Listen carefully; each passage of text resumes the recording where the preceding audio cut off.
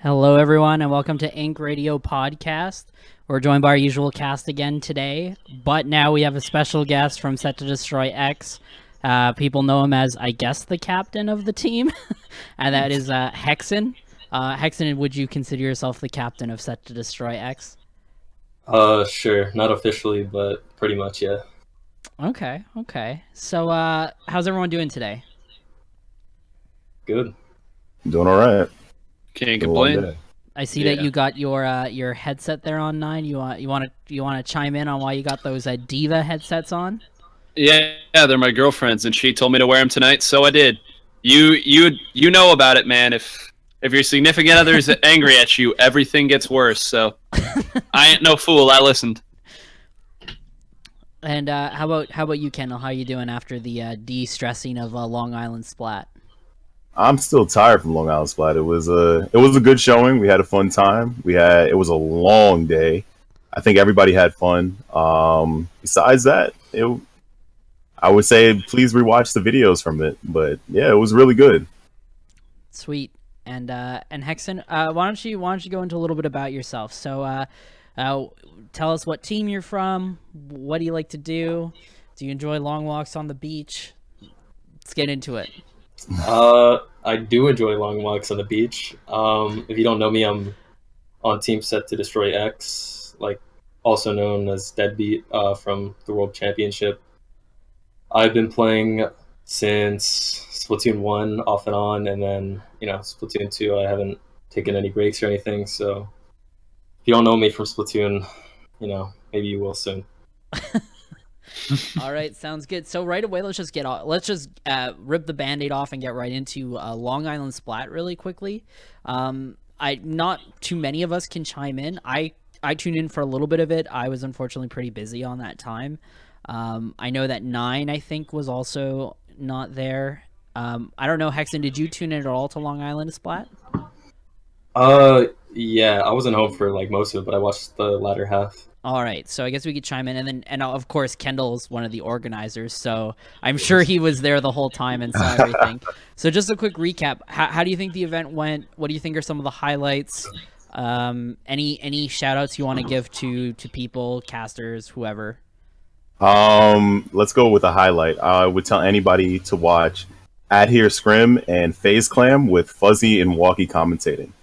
It's absolutely hilarious. From beginning to end, Fuzzy and Walkie just play off each other really well.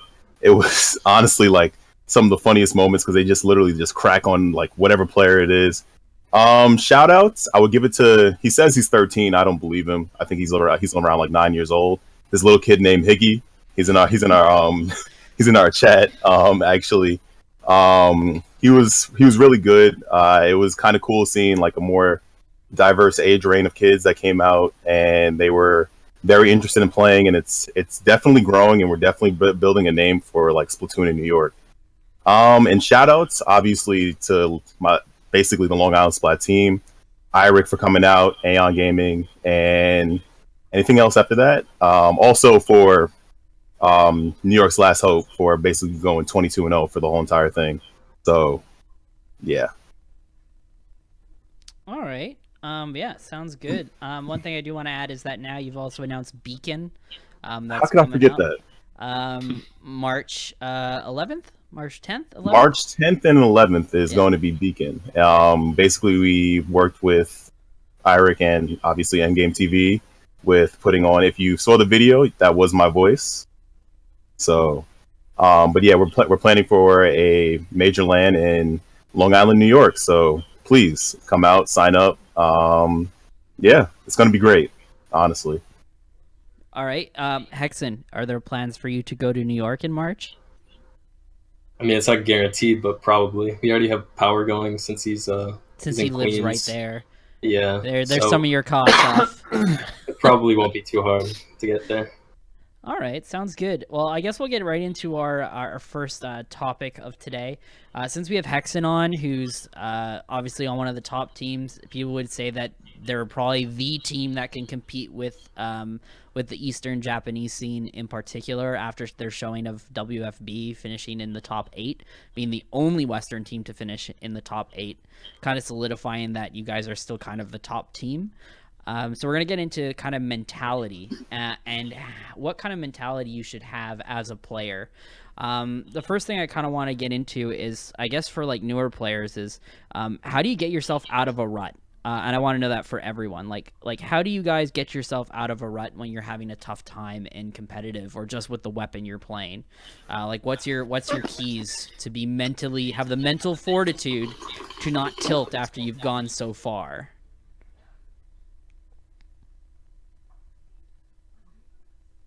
Get him, Exon. All right. I mean, if I'm ever like not feeling confident with how I'm playing, I'll obviously take a break. But beyond that, I think your mentality is really important in the sense that you need a good outlook on the game, and you want to understand each concept of the game and how it follows into the next, so you can like actually become good. You know, if you're talking about like a specific weapon, play other weapons, like become good at the game and not with a specific weapon. Like right now we're having Power play Brella and Enzap a little bit more than just Charger, because his Charger was like lacking, like with going into Splatoon 2 and having Charger being much harder. Like we wanted him to be not only good with Charger but good with every weapon and really just be good at the game. And having him learn these new weapons helps his outlook on the game and improves his mentality, and I think that probably helps him quite a bit. All right. How about you guys? How do you guys deal with tilt? I know, Nine, that you and me, we've kind of stepped away from, I'd say, more of the competitive play, but it still doesn't mean we can't chime in from Splatoon 1 when we used to play. But Kendall, how about you, Mr. I get tuned in because I rage all the time on stream. How do you handle tilt? I don't at all. I just honestly like rage as much as possible. No, seriously, like for me, what I do is it's a series of things, and it's going to sound really bad, honestly. I actually drink tea, a lot of tea, and there is actually an essence thing behind me that I use also at the same time to try to like calm my nerves before I play Splatoon. But besides that, it's just a whole bunch of yelling and screaming at my screen. And then by that point, I like throw my controller at the wall, and I don't handle it well. Like even if you go to like my stream this morning, you'll see like a video of me yelling at. Shout out to CPT Gold, whoever you are. Thank you for throwing my whole entire match. But besides that, like on top of that, it's literally sometimes I have to like put myself into a mood of like when I'm playing solo, I'm gonna automatically rage. Sometimes I've learned to like calm down. I'm not as bad as the last game as I was in the last game. When I'm playing with a team, it's a lot better because I'm working with people that they understand what to do and they understand where they're going. So I don't usually get mad, because if you get mad with your team, you throw off the whole entire team. So it's a little different aspect when I'm playing solo, but yeah. All right. Mm-hmm. Nine, how do you handle tilt on a personal level? Just take breaks. Breaks are the big thing for me, especially if it's solo queue. If I'm ever having a horrible time of it, I just take a break. That's the first thing I do. And then, I don't know, Hexen said it all pretty well, but I don't know, for me personally, if I ever get too angry or tilted, I just try to take a step back and remind myself why I'm even doing this. And it's because I love the game. And just because I'm not winning at the moment doesn't mean I don't love the game. So that's kind of how it goes for me. You can try different weapons, try things like that, but ultimately you just have to enjoy what you do. Just crash your computer. That works. I mean, that'll give you a good long break. I mean, Yep. Kendall, is the reason why you drink tea is more just so you can take a bathroom break? Like you're forcefully making yourself take a break? Yeah, I'm forcing myself. It's kind of like a way of like I'll drink it like throughout while I'm playing, and like if I'm ever getting really too upset, like I'll actually get up and go get another cup. I actually like have this tea that has like I forgot what it's called, but it actually has like relax on the box, so like I don't lose the hairs on my head. So like that's just one of the things that I do. It actually does work for me. Sometimes I'll actually get up mid like match and like go get some like peppermint like oils and like start putting it in like my essence, like whatever chamber you want to call it, and I'll start like actually like using it during the match. I even have like essence sticks that I start lighting during because I have to like find a way to like stay calm. So it's a little weird, I know, but I can just I imagine actually- you. You're like, yes, this grows my hair back because of all the hair I lost from the stress of the game. yo, I'm telling you, like I'm bad. But no, I don't know. I think that there's a couple of ways to deal with it. I used to do it like back in so people don't know. I was a really bad rager in Splatoon 1. Really? Like really bad. I would fucking I yell, can't imagine that. and I would blame everyone.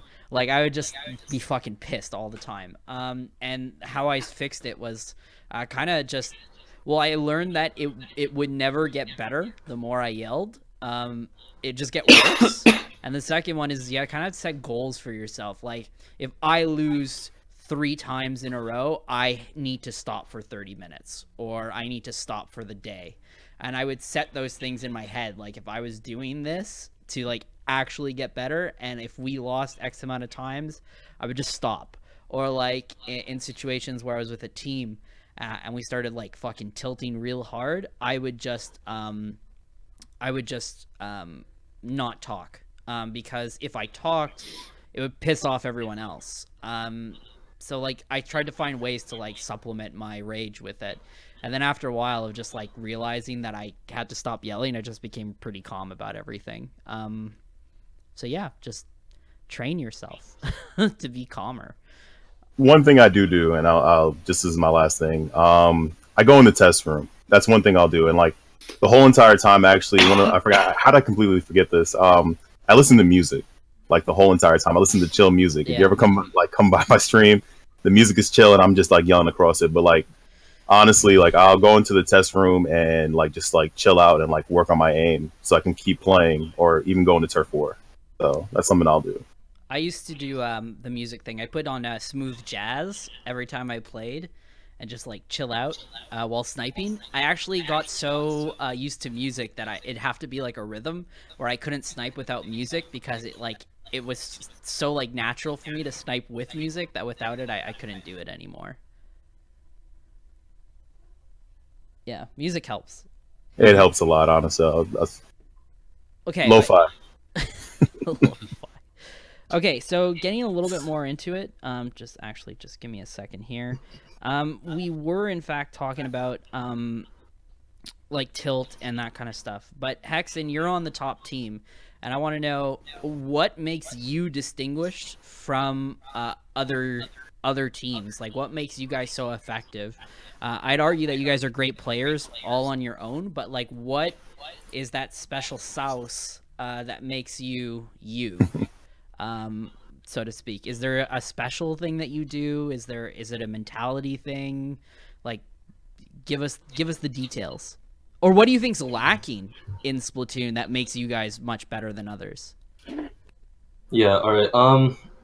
I mean, I think like Splatoon among other shooters is really just mainly individually based. Like, if you have 4 really solid players that play weapons that work together well, then you're automatically going to have a much better time than a team that doesn't have that. But for our team specifically, it's basically I have 3 good mechanical players that know how to control themselves and Wait, can you're play saying well in the game. hold on. You're saying you have 3 good mechanical players already taking the captain role, I see.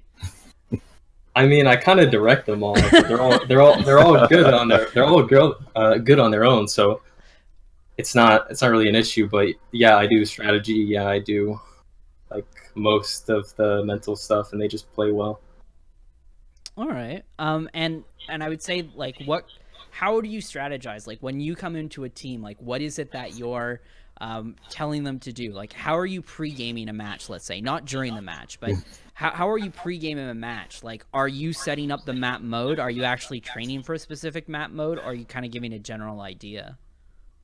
I think Splatoon's heavily fundamentals based, so that's pretty much what we focus on. Eventually, we'll get into map mode combination, specific strategy, but I want our fundamentals to be stronger before we, dive into that deeper stuff. Okay. But yeah, that's kind of it. But what do you think that you're doing compared to other Western teams that makes you so much better? Do you just think you're actually better players? or do you think there's something else that you guys are doing to make yourselves stand out a little bit more? I mean, compared to the average, I definitely think we're better players, but I think we just have strong fundamentals, and other teams don't have, as strong fundamentals, and that's what it comes down to, really. Could you go like a little deeper on fundamentals? Like, what do you exactly like? What are you talking about? Like the super basic stuff, like being in power positions, painting, getting the kills you need to get, like just super basic stuff in the game, Okay. and just like doing that well. But so I guess I'll even go a little bit further than that. So let's say a team like Team Olive, who does have 4 really good players, I would say in terms of actual skill, maybe on par with you guys.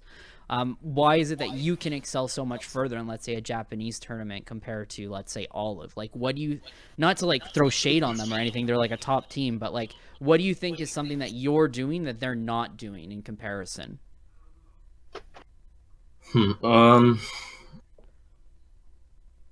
We definitely play zone scrims more. I see them play more like tower control and Rainmaker, so that obviously helps. But we also value like splat zones much higher, so we practice much harder for that specific tournament. Beyond that, I think we just play really well. I don't know what to say, but I don't think there's so much that like divides us two as teams. I think it's just in the moment we played well. They might not have played to their expectations, and that's really what it came down to. All right. And I guess one final thing I'll follow up with that in particular is, so do you think that because I'm noticing a lot of your scrims and whatnot, that you are the shot caller. You are specifically the one calling every shot for the most part. Like, people call out who's dead and who's down. But when something's not working, like, you hear you going like, why aren't we painting? Why aren't we doing this? And do you think like more teams need that instead of just like this like amoebus blob of like 4 people kind of like calling things all together? Like, do you think they need like one person who literally just calls out everything and just executes? Yeah, I definitely think you need a leader. I mean, I have a lot of experience, so it just comes naturally to me. I played Call of Duty, I played Counter-Strike. I know how these games work. Besides that, I mean, a team definitely needs a leader. Sometimes I don't think I approach it well all the times. Like, sometimes Toke gets to me a little bit. I say things a little bit harsher than I should, but I think being straight up is the best way to say just about anything. And, your team has to have a direction. All right. And I guess I'll pass this next question on to all of us here is in regards to that, because you're a shot caller and you do have to make decisions on the fly, and people kind of have to comply whether their jimmies are rustled or not. You know what I mean? Like you said, sometimes you go over the line, but people have to accept it and kind of move on, right? So how do you think people should deal with taking criticism on a team? Like you notice a lot of people get really like butthurt over criticism. Like, you can't really criticize people because they just get so offended by it. Like you're insulting their play. I just want to know what your guys' thoughts are on it. Is it like a team issue? Is it a personal issue? How do you think people can manage these expectations of criticism? To be honest, I feel like specifically Splatoon players are not very good at accepting criticism. I got lucky with this set of players, but I've played with people previously that could just not take criticism. They're like, what do you mean? I'm playing perfectly. Meanwhile, they're going like 3-10. And it's just, people have to understand that nobody is perfect. Nobody's playing as well as they possibly can. And that you can learn anything from just about any player. Even like a C- player might have a better sprinkler spot than you do. So you really just have to be able to take criticism, and if you can't, then you're just not going to be able to improve, because you need to criticize yourself as well. All right. How about you guys? Like, what do you guys think? Because I know Nine, like, you commentate too, right? I would say Right. that the criticism doesn't just apply to like teams, but it also applies just in general to life, right? Like, you need to Right. learn how to take criticism. And I'd say, like, in Splatoon in particular, at least from me being on teams and seeing other teams, is Hexen's right. Like, people get very sensitive about this stuff in Splatoon. Like, what is your tips in terms of taking criticism? Or or what do you think is the issue that could be fixed, or what advice would you give to people?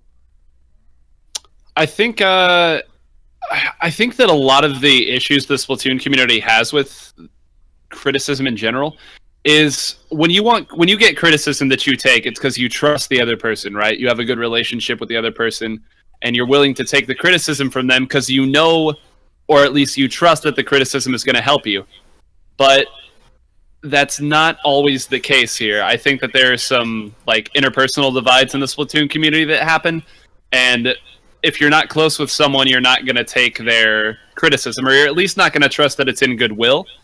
So I think that's kind of an issue. I think that there's a maturity aspect to it, and of course, I can't speak to that for everybody, but I think it's just trusting that whoever is giving you criticism, one, knows what they're talking about, and two, is trying to help you. And, you know, part of that's ego, part of that's trusting that, hey, maybe I don't know everything. But, I mean, it's just, like you said, it's just competitive improvement, criticism. It happens in the workplace, it happens at school, it happens in Splatoon, everywhere. So, I don't know. I think it's something that people will get better at as time moves along and as they aren't getting the results they want. All right. Basically, I think it's how your criticism comes across. A lot of people like to take criticism and like use it to like beat down on players, and they like to basically like yell, scream, and like tell players off. Like the first thing you do if you yell at me, I'm going to tell you to F off, and if I see you, it's just going to be even worse. So like, I mean, it's just a natural instinct of somebody. If you tell them like in an angry way, if you're frustrated at them, I think that like if you're able to like portray your message in a better way, whereas like you're able to talk to them about like, hey, I think you're doing this wrong, and maybe you should change it up just a little bit more. And sometimes you do have to come across strong and just be like, yo, you're not doing this right, you're messing up every single time, hey, can you like change your direction? I think that somebody actually might understand a little better than saying like, yo, you've been going in and dying every single time, you suck, like drop the game, and that's it. I think that it's just like, yo, like, can you at least pay attention? You're running into three players every single time, and you're trying to engage them, and it just doesn't make sense. So like, or even like, if you're while using your criticism, if your team has the luxury of it, like of using VODs to show them like, hey, this is what you did wrong. Maybe next time you could just like wait up for the team, and maybe you might get a little like better luck with working with these people. And yes, some Splatoon players need tougher skin. I'm sorry to say it. It is true. Some of them do, because they can't take the criticism at the same time. Also, you have to be receptive of what somebody's telling you and maybe like implement it into like how you're playing the game. So, yeah. I'll actually piggyback on that one, Hexen. I think I don't want to use the term I used last time, but like I think people are just way too sensitive about everything. I think you have two spectrums. I think you have very, very few people who are actually reasonable and understand that like a lot of the issues are stemming from like a place of like actually wanting to do better. And I think people just get way too offended by everything. Like, hey, you should position yourself a little bit to the left. And some guys like, I think I'm perfectly fine where I am. I think you're wrong. It's like, if you make a team, you have to understand that you guys all trust each other, and you trust each other's judgment, and you're willing to try it, even if you don't agree sometimes. You know what I mean? It comes with a couple of things. It comes with cooperation, being willing to listen to someone else and listen to their directions. Every once in a while, just be like, hey, I think we should go to this position. And you don't just say, no, it's stupid. Try it, prove it wrong, and then go back and, you know what I mean? Say, oh yeah, I don't think that worked. I think the next thing is like if someone says like, hey, I think you should switch this weapon, and the guy goes, what, you don't think I'm good? It's like, no, you dumbass. Like it's you have to pick the right like weapon for each comp. Like there has to be a reason for things. Sorry, I get so heated about this stuff. It's all about just like understanding compositions and players and not being offended by these things. And I'm sorry to say, but like if you really don't like understand that, maybe being on a competitive team isn't for you. Like, you do have to have a thick enough skin that when someone says you're not doing something properly, that you can take that and internalize it and try and figure out what you're doing wrong. Or someone gives you a criticism, you have to be able to take it and be like, yeah, I can do that. That's at a workplace too, man. Like, at a workplace, if you're doing something wrong or you make a mistake, you have to be like, yeah, I completely made a mistake and I'll fix it. And then you go ahead and you fix it yourself. You know what I mean? It's the same concept. If I'm not saying to treat the game as work, like, you're supposed to have fun playing the game, but there is a level of like professionalism that you are supposed to attain, at least being on a competitive team, where you understand that you are all co-workers together for the same goal, and you should treat it as such, at least in the game. You can be the best of friends, but when it comes to the actual competition part, you should treat each other as co-workers. I think that's a good way to look at it, is that you should remain professional throughout that whole thing. And I think even Hexen can attest to that, because when he originally made the team, if I recall correctly, you guys said, like, you guys weren't really friends when you started. You guys were like, hey, we want to make the best team, we want to work together, and we want to do that. And then you guys became friends later on. But that kind of mindset was set for you guys from the very beginning. So it was easy to kind of continue on that path because you already started that. Like, your fundamentals started at that point. And I think that brings me to my second point of, I think too many people join teams because they're just friends and not because they're the best players or they think they fit the best roles. There's so many teams who are like, oh, we're all best friends and we're pretty good at the game, so we're going to start a competitive team. We're going to become the best. And then they don't become the best, and then they get disappointed and they all start yelling at each other. And it's like, well, dude, you knew what you were getting into. You're getting into a team with 4 people who are your friends and you think are good, not good players who are then your friends. And I think you have to distinguish that difference. You can still be friends in a competitive game and be on different teams and have a good time. And you can still be like a competitive team and not necessarily be the best of friends. And I think that's a distinguishment people have to make in terms of mentality and getting a competitive edge. I don't know. What do you guys think about that? I mean, I agree. Like, there are a lot of teams that start as just friends and then they try to play competitive and it doesn't work out. And then it kind of puts their friendships at a bad spot. I mean, I just saw like Pengit, Power.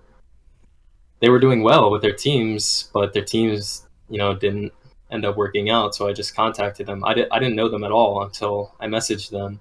But since then, we've become friends. But before that, like I said, I didn't know them at all. I just thought they were chill guys from like videos or streams and asked them if they wanted to play sometime. Yeah. Yeah. So yeah, that's just my take, and I guess your take. I think we're both in agreement on that one, Hexen, just with player mentality. Like I said, I think everyone needs a little bit more professionalism, and I don't mean that in the sense of like you have to like appear to be super sophisticated. I just mean in terms of how you handle yourself. How you talk to your team has to be very transparent and open. People have to be willing to take criticism, and you have to treat it in a way like a job, in a way where you're just like in this environment where you can have open communication and not be offended by everything that comes out of your mouth.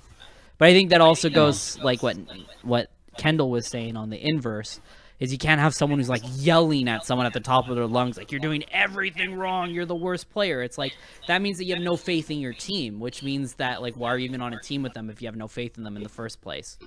So I think you have to manage expectations. If you think that you're a better player than the rest of your team, then go find another team. If you genuinely think you're a better player, then do it, right? Like, you're obviously in that position because you don't think you're better than them. So just, I don't know, manage expectations that way too. I see you smiling there, Kendall. I mean, obviously, I'll just say, I mean, I agree with everything you're saying. I was just laughing because it's someone else, but I just have to say, if I was playing ball and somebody starts yelling and screaming about my jump shot and saying it's broken or whatever, and they're just yelling at me, I'm gonna fight you. So fights are gonna start off if you just like start yelling at somebody. So I think, still at the end of the day, I feel like, yes, you have to treat it like a job, but even at a job, you have to come across civil to people. Mm. And if you don't do that, it can still cause tension on the team and in the work area. So regardless, that's my only point about it. Yeah. So what I'm going to do now is Does anyone have any closing out thoughts regarding just mentality of players? Does anyone want to add anything? Does anyone want to throw shade at the situation? You're just opening the door for all sorts of I know. stuff. Love this stuff, man. This is You what do. I'm here for, man. I'm here That's to fuel true. the fires. You got any hot takes you want to bring up? You have any teams that you think did bad? You think any teams do good? Come on, let's start it. What's the next question? We're not doing. It is too early in the podcast to do this. Exactly, man. You're trying to get people to hate all of us.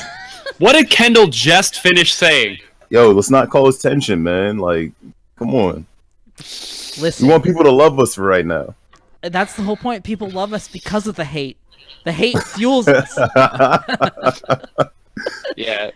So, all right. So I'm gonna actually start with viewer questions because we had a couple, and a lot of them are really good. And I think a lot of people want to ask Hexen some questions.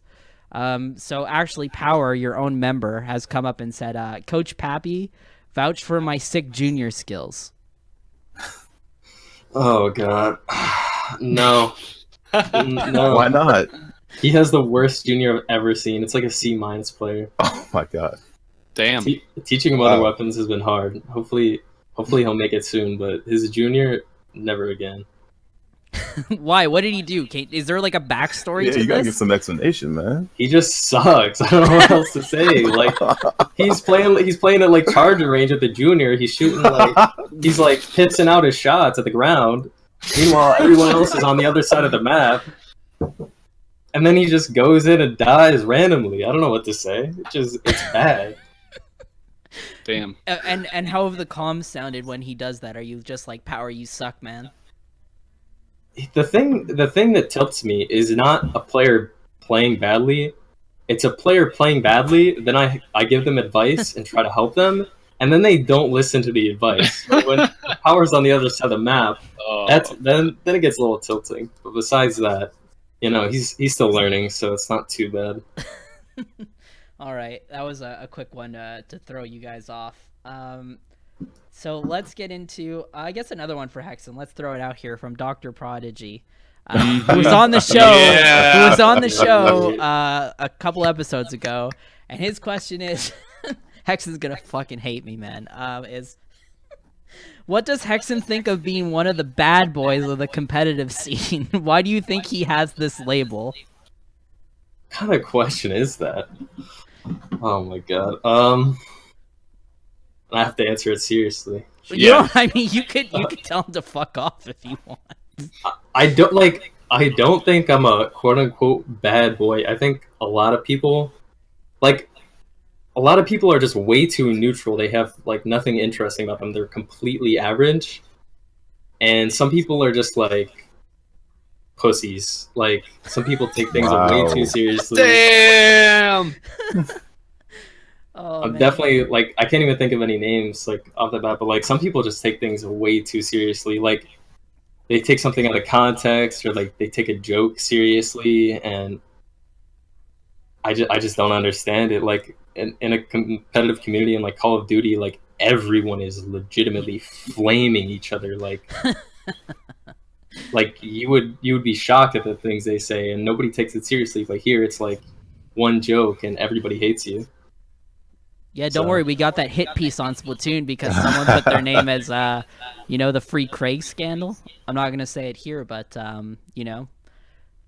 we have one name, and we get proposed as alt-righters who support Nazism. But in Call of Duty, you could say you want to bone everyone's mom, and no, there's no foul, no game there, no harm whatsoever. That's the most Canadian thing I've ever heard. Bone their mom. Oh my god, please. Boost a nude in their moom. So, get out of here, guys. But for real, I actually do agree with you on that aspect. Just considering like being a bad boy in the community, I mean, I would argue that I've semi-started that for you just because I'm that kind of guy. Why? But because you need a villain. You need a villain for a storyline, Hexen, and you're the perfect villain to fit that narrative. You're the #1 team. You ever seen Halo? You can be like final boss, man, undefeated team. That everyone wants to lose. creates such a great storyline. You should embrace it. You should just go Why all would I out want with it. people to want me to lose, though? Well, no, see, the whole thing is that you're going to have the fans who want you to never lose, you know? And then you're going to have the other fans who are against those fans who always want you to lose. And they're like, yeah, we want him to win or lose, you know? And it creates this conflict. And it creates this huge storyline where, like, whoever wants to beat you, they go crazy. But if you keep winning, you're like that dark side. And it just creates a great storyline. So keep winning and keep having your personality. Please don't force a villain. That's all you want, For the man. love of God, please don't You want force villain. stories. That's it. I don't want to force it though. There's nothing cringier than a forced bad boy.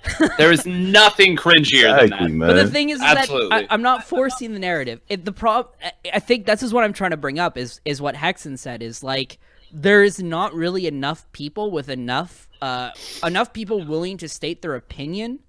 And receive either the positivity or the negativity of it. And I mean within the context of the game or just some topics around the game.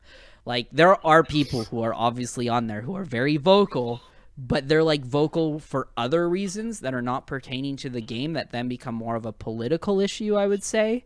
And that kind of starts... That crosses the territory. I'm talking more like...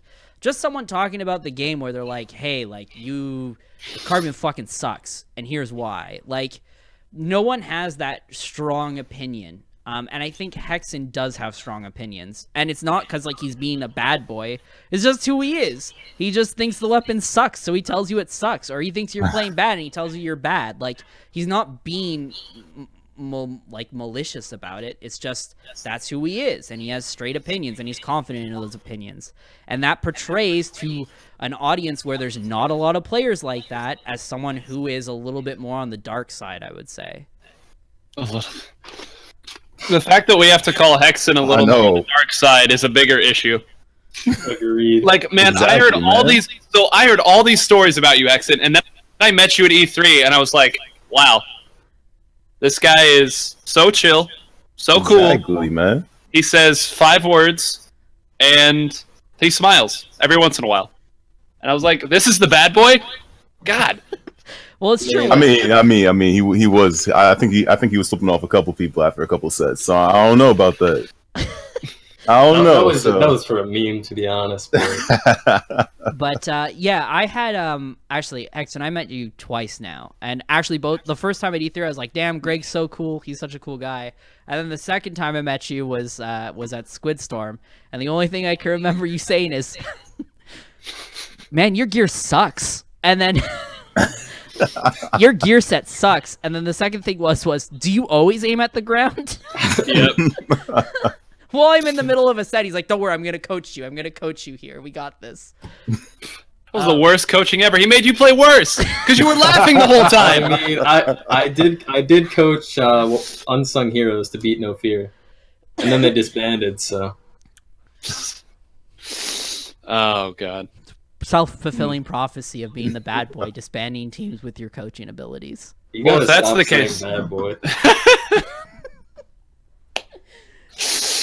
What you gonna do when Hexen comes for you? Bad boy, bad boy. Okay, Oh, no. I guess we'll just finish this off really quick. Getting off of Hexen itself is that I wouldn't say that we need to fabricate a storyline, but do you guys think we kind of brought it up a little bit before, but do you guys think we need someone who's a little bit more on the I wouldn't say, like, I want to say dark side, like fucking Star Wars, man, but like, do you think there's someone who needs to be a little bit more opinionated, a little bit more persuasive, and not just in terms of like a like political spectrum? I just mean in terms of like the game, like someone who has really outstanding opinions, more than just like a Hexen or a FLC. Like, do you think we need more players who are actively competing, having that like outstanding personality?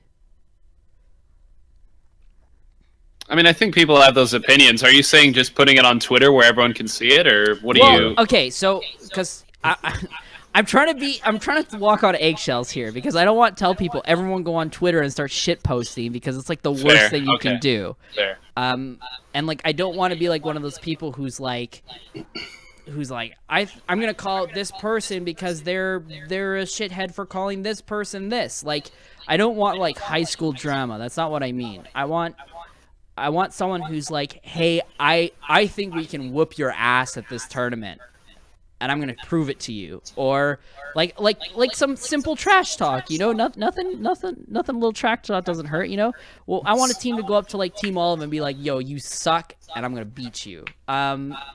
Like that kind of trash talk. It's like it doesn't necessarily offend anyone except for maybe Team Olive, but that's the attention that you want. You want them to be offended so that they get back at you, and then it starts something.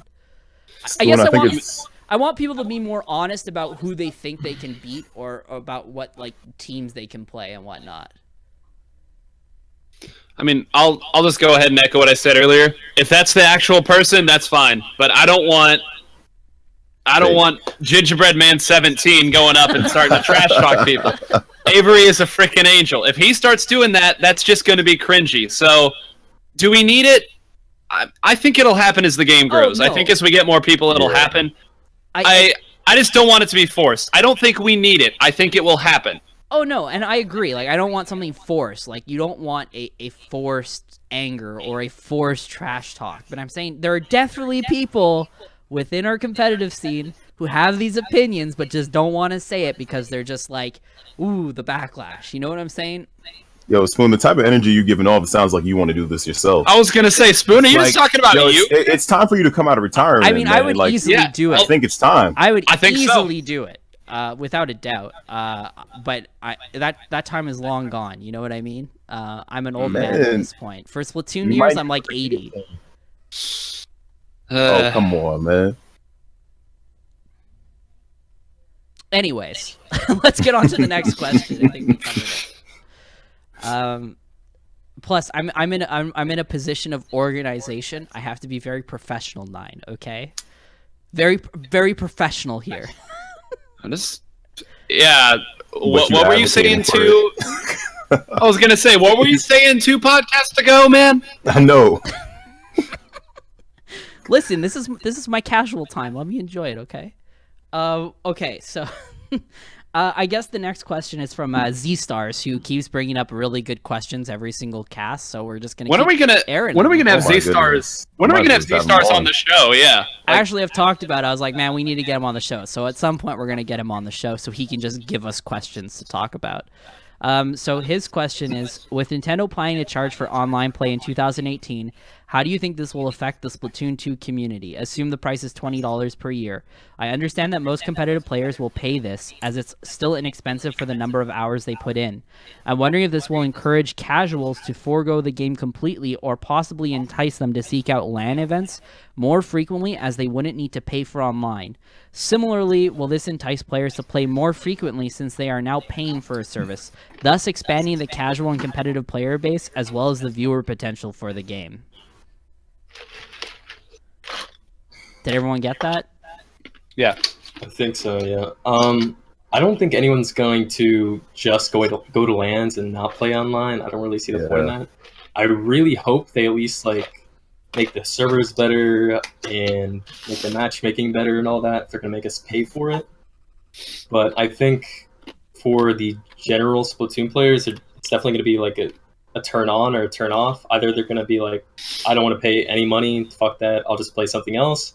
Or they'll pay the money and maybe get a little bit more involved. But I don't think it's going to make a huge impact. But I think it might make a decent impact to get more players in. Mm-hmm. Yeah, I think it's all going to depend on what that $20 goes to. If there's a tangible change, I think the community will grow. If not, I don't think there's going to be much of a change personally. Yeah, that's all I'm wondering is what exactly are the parameters for what don't you get if you decide not to pay the $20? So I mean, you can't I feel play like online. You can't play Splatoon. I mean, besides that, what other features? So say for instance, So what they've announced thus far is that you have you get a virtual game every month from SNES and NES stuff that could potentially be played online, and you get online access. And apparently you maybe get some deals for games. I don't think it's going to be any changes. I feel like Nintendo people go along with anything that Nintendo gives them. So I feel like it's not going to do any harm. And I feel like it's just going to be the same. That's really the only answer I can give for it. I don't think it will lose any casual players. I don't think... Oh my goodness. I don't think we'll actually like we'll dip off in like the player base. I think it's just going to continue on. I think it's bad. I think it's Really? bad. Yeah. I don't think it'll affect anything positively. I think that if you have $20 to go to a LAN, you'll pay $20 to buy your year of online service. So then you're making a decision whether you go to a LAN or you play the game for a whole year, right? And I'm talking as if you're like a 13-year-old kid. I'm not talking about us where we all have a job and we can afford to go to a LAN and pay $20 for an online service for a year. But you're talking about a huge player base of that game is children, right? Children don't have credit cards. Children don't have a way to pay their own way to get that thing. So it's an added hurdle in order to get online and start playing a game. Any way you see it, it starts to reduce player base or get people invested. You want to get like someone who's 11 maybe invested in the game, so maybe in a year from now or a couple of years they start being more and more invested into the game. And if you have that hurdle where you have to go to your mother or your father to pay for a $20 subscription, you're already declining people who can be invested in the game. And I think that's bad, especially with how the netcode is on the game as well. You're not paying for anything added. I don't know. I just don't see any way that it's positive, especially for the content that you're getting. You're getting almost virtually nothing. But that's a little bit more outside of Splatoon. That's just like the Switch in general.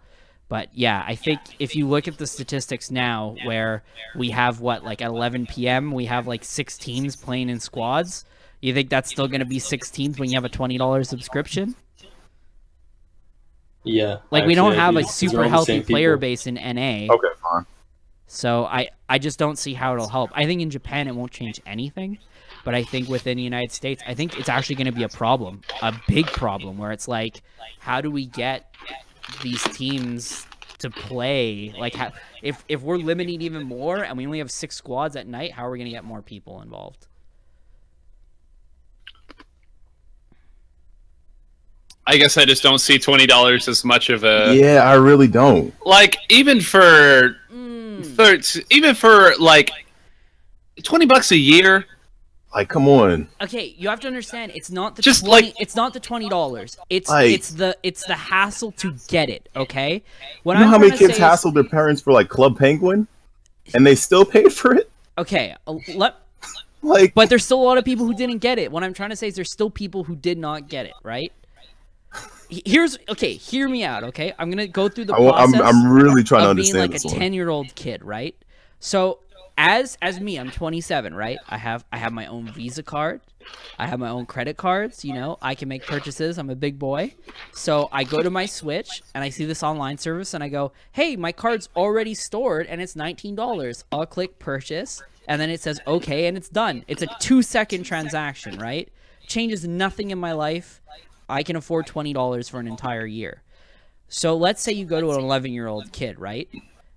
And he has $20. He gets a $20 bill. It's his allowance or something, right? Now, he can't put money into a Switch.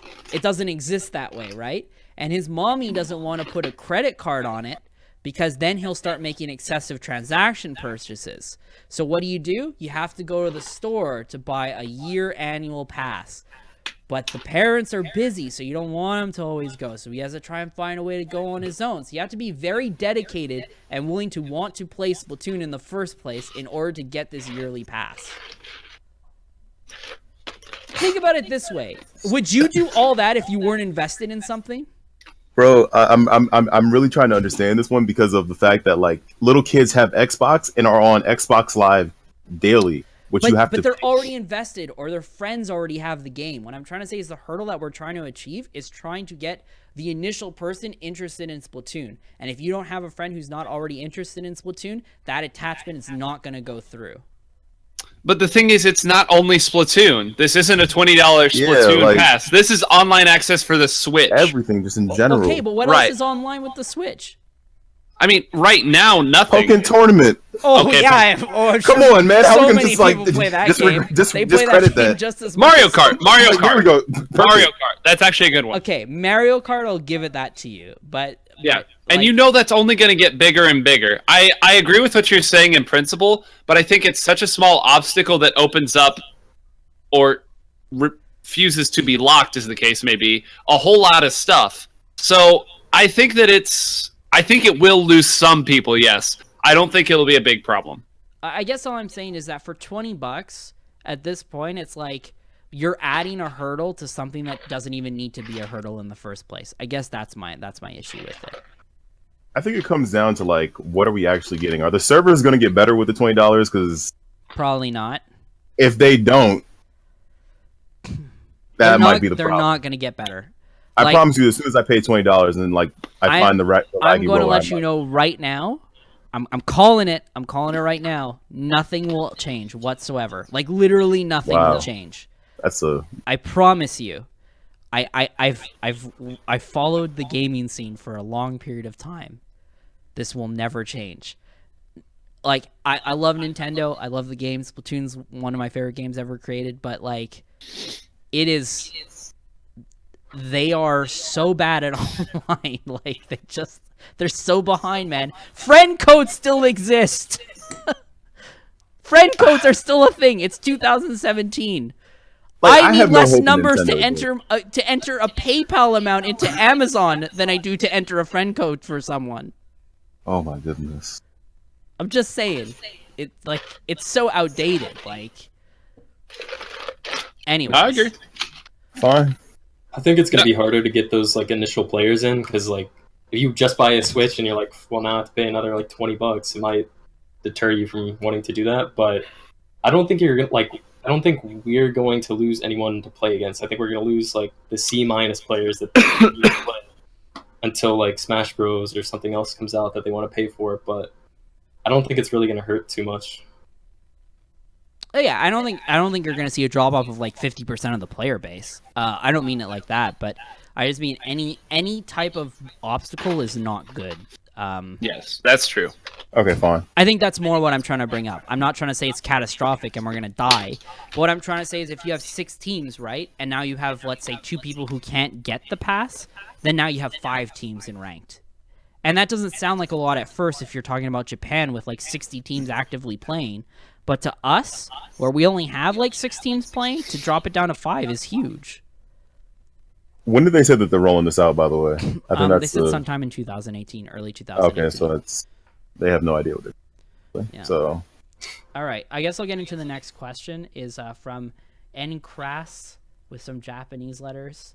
One question I had in mind is this one kind of relates to us because we're all older, actually. So, how hard do you think the age brick wall one hits when getting into competitive Splatoon at a more advanced age, say 28 plus? Is it more or less impossible to overcome as in other esport type games? Or is it, due to the nature of Splatoon, possible to get an advantage against younger players' reaction times by putting more work into other aspects of competitive battles, like tactics and teamwork? Or might it be that it's not a matter of reaction times at all, and just a matter of young players getting into the game, like learning basic weapons and gameplay much faster, which would overcome by simply playing more than everybody else? To which I might add that finding time to play is all another challenge altogether when you're older. Mm-hmm. I think you hit it right there. I think that as you're older, you can develop more effective training. Well, maybe not older. Mature is what I'm looking for. As you're able to kind of analyze what you need to get better at and divide it up and practice more effectively, I think you can make up on someone who just puts hour after hour of junk food hours in. I think you can do that with effective practice, and I think that that's not something that's age restricted. I don't mean to say that younger people can't do it. I'm saying that it can overcome time, but God, it's hard to find time to play. Yeah. Well, Kendall, as being the competitive older player and gonna get married soon, gosh, how do you find time? Well, see, the whole thing is after marriage. I don't know if it might be the death, but it gets better. It gets better. It gets better. I feel like it's like actually knowing when to use my time and actually like understanding like every hour counts. We were having a conversation with Hexen about like his amazing hours on Splatoon in general, but it's mostly like not playing, as Nine said, like junk food hours of like playing like 8 hours continually in a day, but like getting on and actually like working on something for like an hour and then like, all right, cool, that was enough.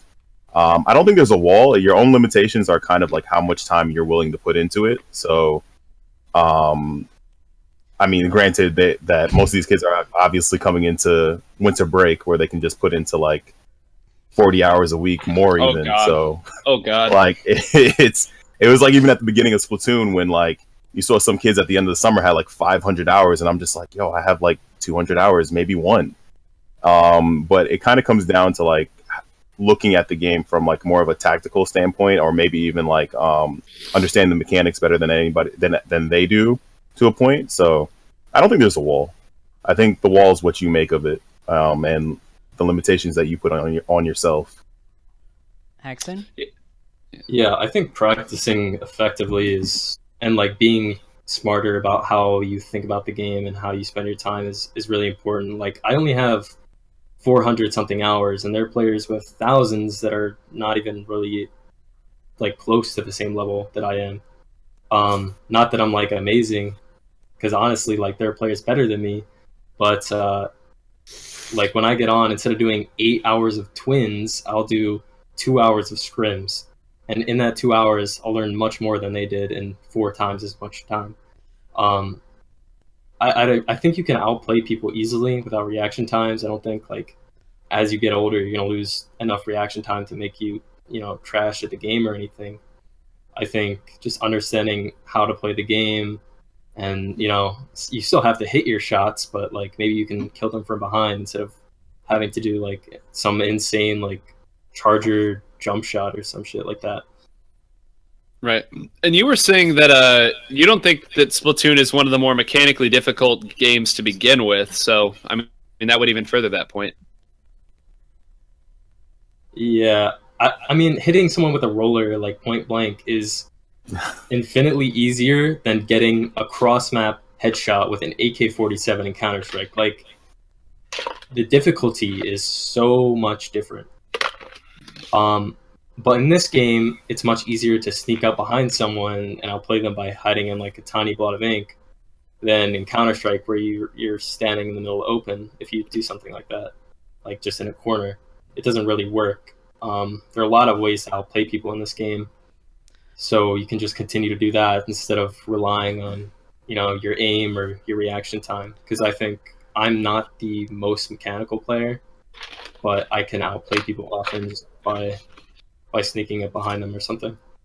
Yeah. I'm gonna kind of piggyback off that a little bit. I'm gonna say that there's a sweet spot.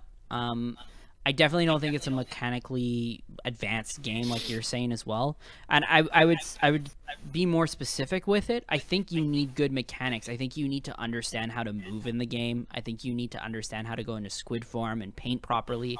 Like the fundamentals of the game, like you're talking about. And I do think that being younger and having that like freshness of your mind or whatever you want to call it might make you a little bit more open and like a bit quicker on like that movement style. Like for example, if I see someone like Kyo or like a couple of other players, like I see them move like in ways that I just cannot do. Like I just don't see the necessity in moving that way, but people do it, and it can like fuck me up real bad, like. And I don't think it's necessarily because I'm older, but I just think like my reaction time might be a little bit worse. But I think Splatoon in particular is in a game that needs a ton of reaction time. Like Counter-Strike and stuff, if you pop out, you need to literally see the pixel frame of someone's head coming out, and you need to op them, right? Like it's so quick, and the reaction time is so fast. In Splatoon, you kind of see the players, you kind of see that happening before, so you can kind of make an informed decision. And I think going into the future, as the game becomes more advanced, actually I think the older players are going to be the more successful players. And I don't mean it like if you're 50 years old. I'm saying like 30s, late 20s. You're going to start seeing them be more successful because the game will start to become more of a strategical game than it is a mechanical game. Kind of like what Hexen was bringing out.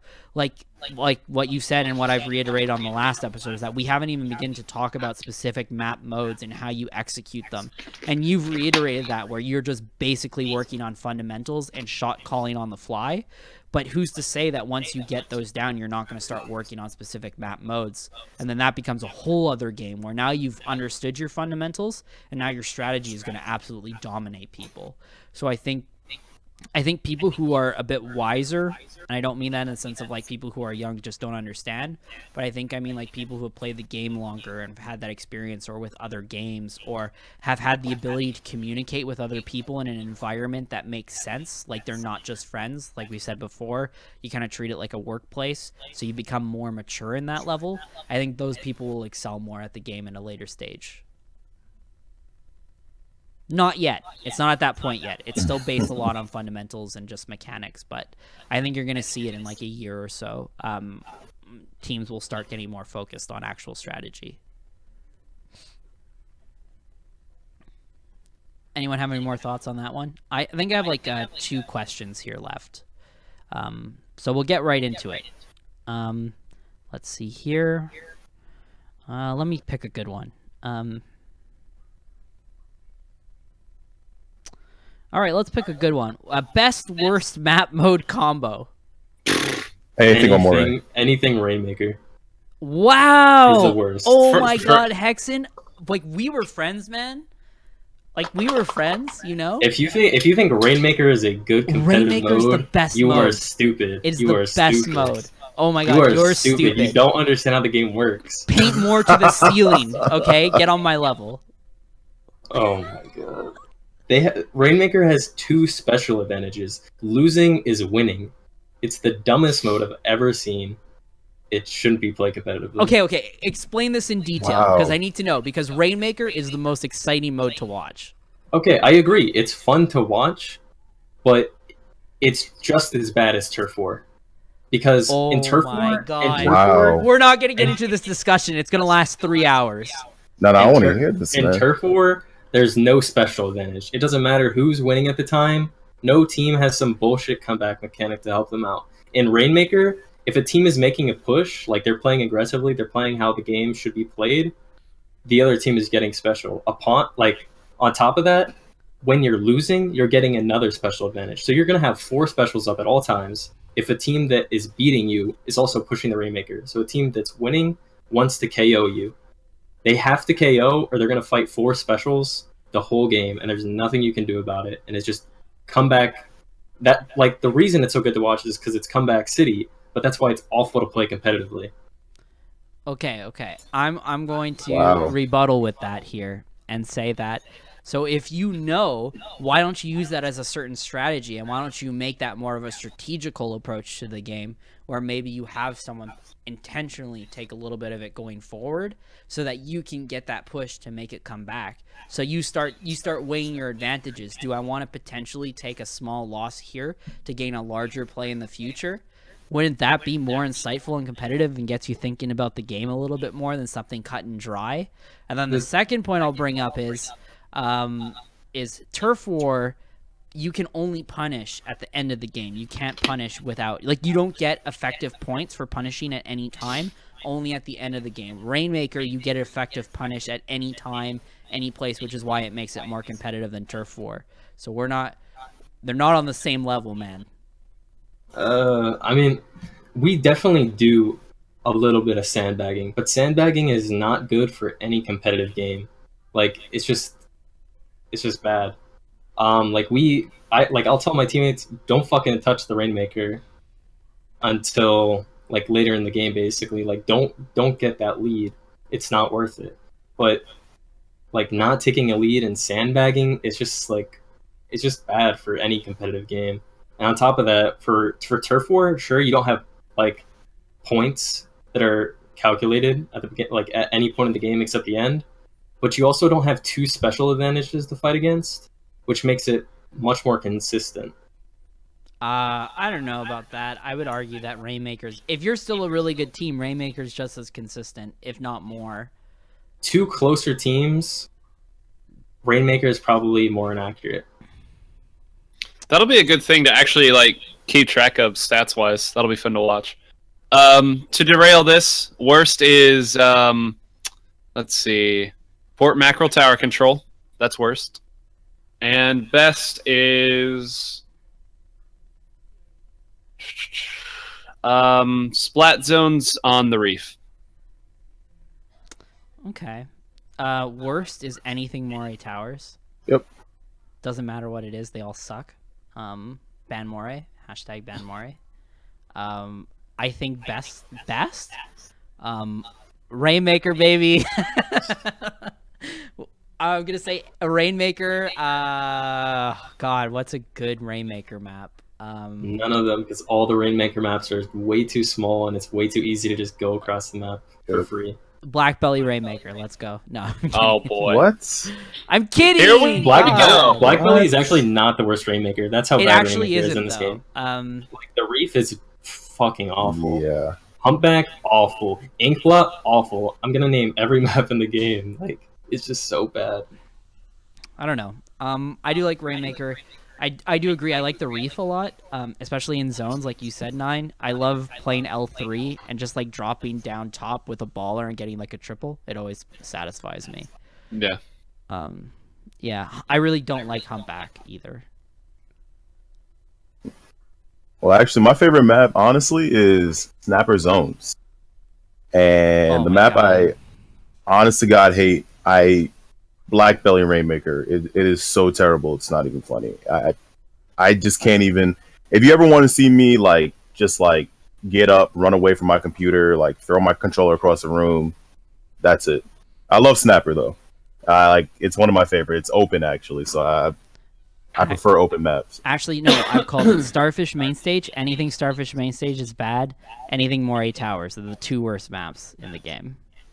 Moray I Towers used- is I just. used Can we to just hate- ban it? Can we please ban it?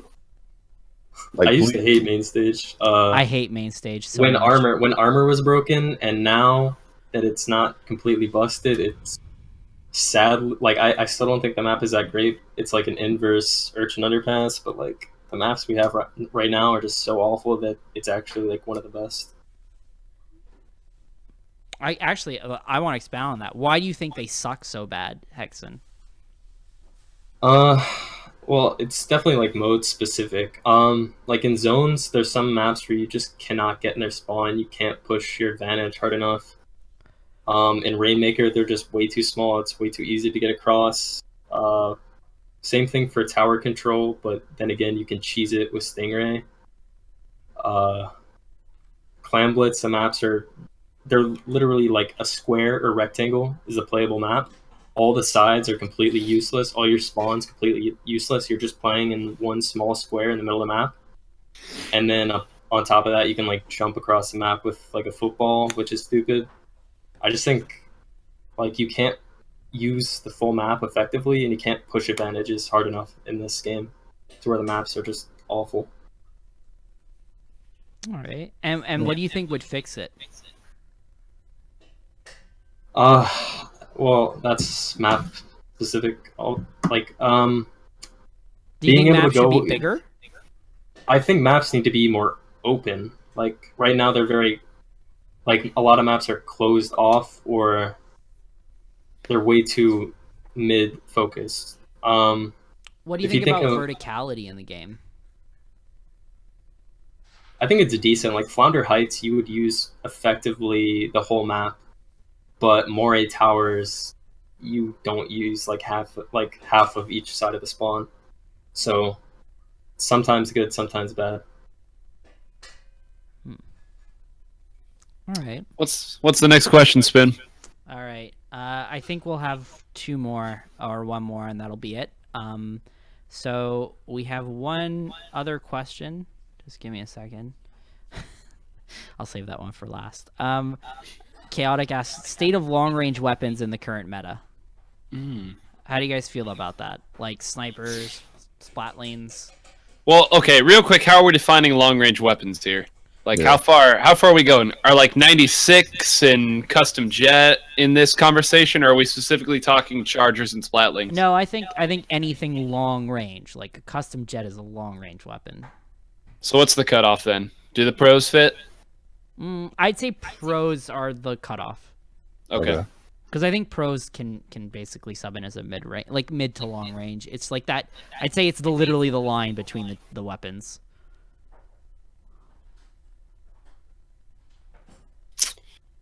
I mean, I think that the pros are fine. I don't think they're meta-breaking weapons, but I think they're good enough that you can use them.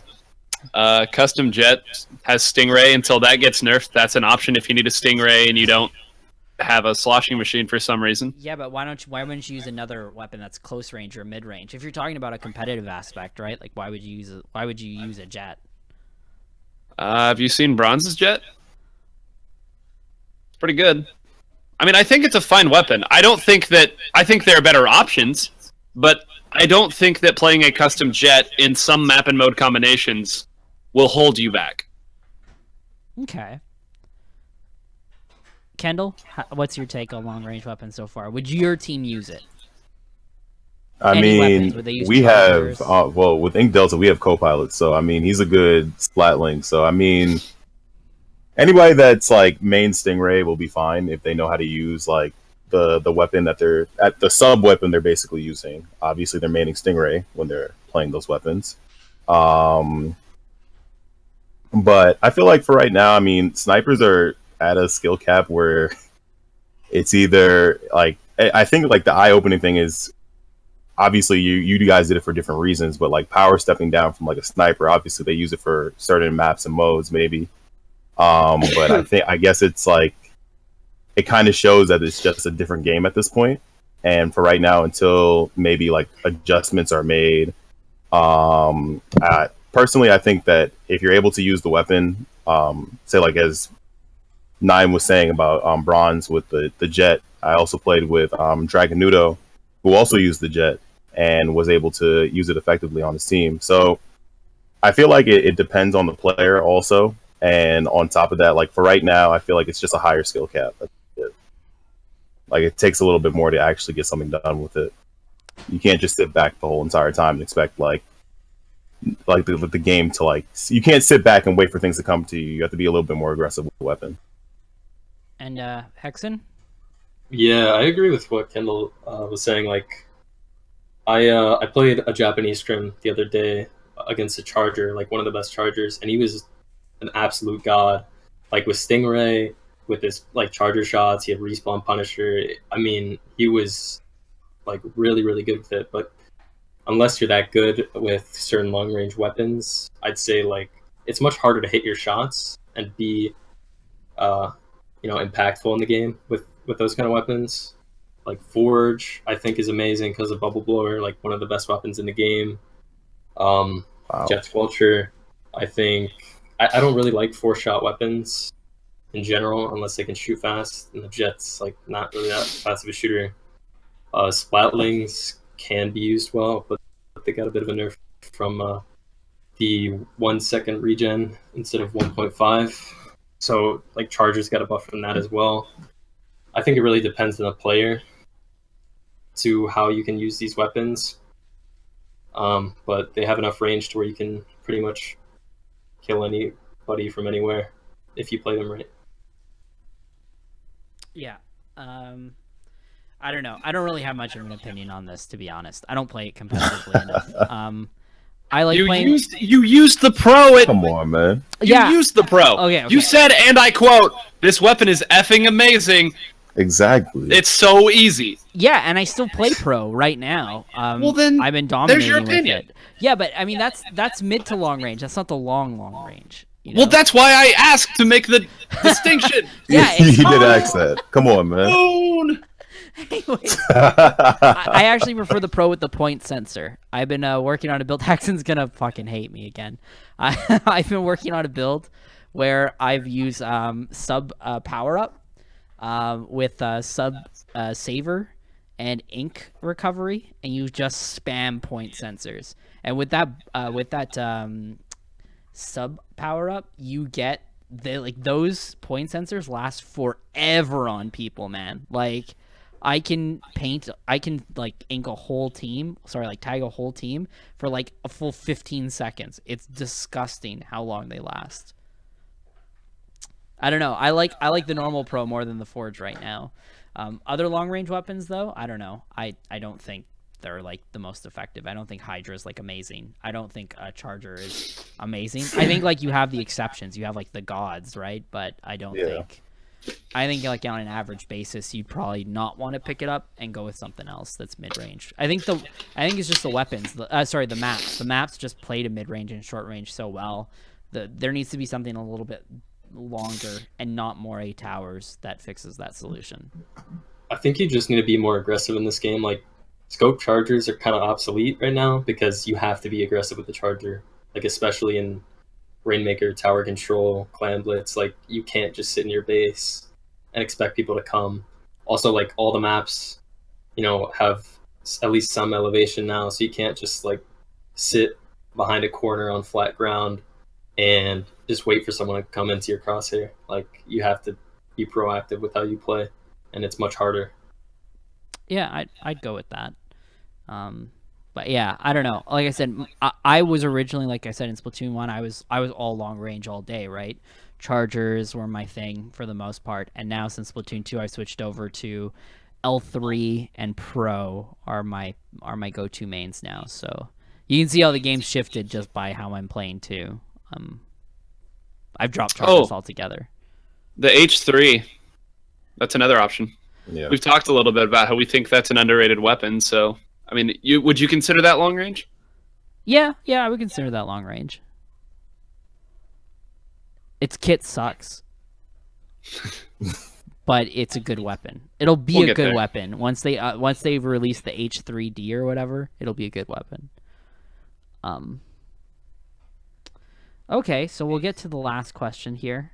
Very last question. This one is specifically for you, Hexen, because we love you, man. This question is from LSDJ. Oh my god. And he's saying, when's the STDx sexy calendar? What? That's a real question? Like, you actually put this question in here? Yeah, and then someone even replied, they're all so hot. Who do I choose? That's a good... Oh, that's the real question. That's the one we should be discussing here. Yeah, okay, so who would you pick of the 4 players? Hexen?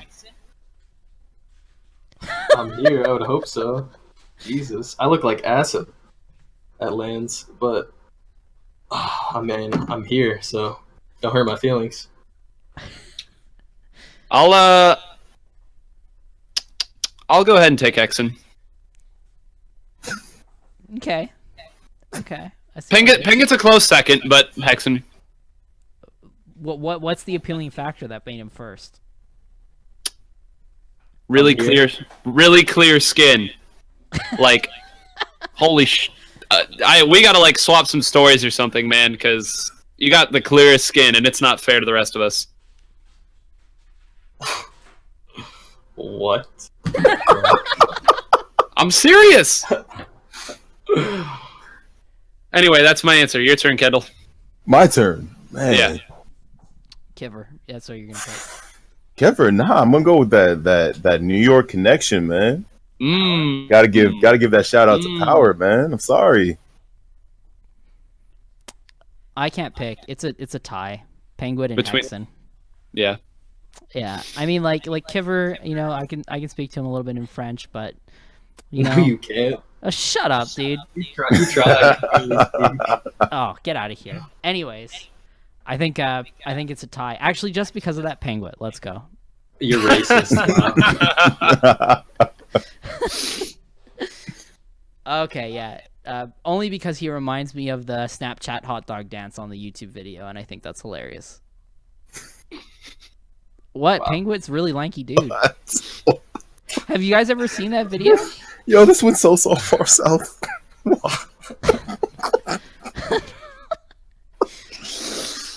Have we officially sold the podcast out? Like, right. Is this... All right. Is this how it ends? Yes, it's over, guys. So that's the end of the podcast. We're gonna go. I'll play this at the end so you can see. By the way, so let's go right into it. Let's plug your stuff. So Kendall, go ahead. Anything you want to plug? Yeah. Basically, just Beacon, March 10th through 11th. Please sign up. I believe. Hold on. I can actually just get the link right now. It'd be a little easier. That's the only thing I really wanted to plug. just Beacon basically right now. It's going to be a big one. Basically, we're trying to get as many people to come out as we can. It's New York. You know you always wanted to come to New York. It's the best city, hands down, bar none. I think Prodigy just posted it. He's spamming it again and again and again. And I'm waiting for the next one. But if you want to come to the best city in the world, I mean, it's not in New York City. It's in Long Island, so it's right next to it. But if you ever wanted to come to New York, you have to come through. It's going to be a great experience. And basically, that's it for me. All right, 9. Yeah, you can follow me on Twitter at 9wholegrains, which I'm pretty sure is on. Yeah, it is. But yeah, I'll go ahead and say the same. If you're not going to Genesis, watch Genesis, share Genesis, blow it up. This is a really great opportunity for Splatoon to connect and make some connections we haven't been able to yet. So, much love to Beacon. I'm just letting you know, like, let's make Genesis big, and then let's make Beacon bigger, and then let's just keep it going and going and going. All right, Hexen, anything you want to plug? Anyone you want to shout out? My Twitter, STDxHXN. My Twitch, HXNTV. And then I'm also going to be a G5 for sure. Probably going to show up to Beacon, so show up to those events. If I have to shout anyone out, Dora, my #1 fan. And definitely not DJ.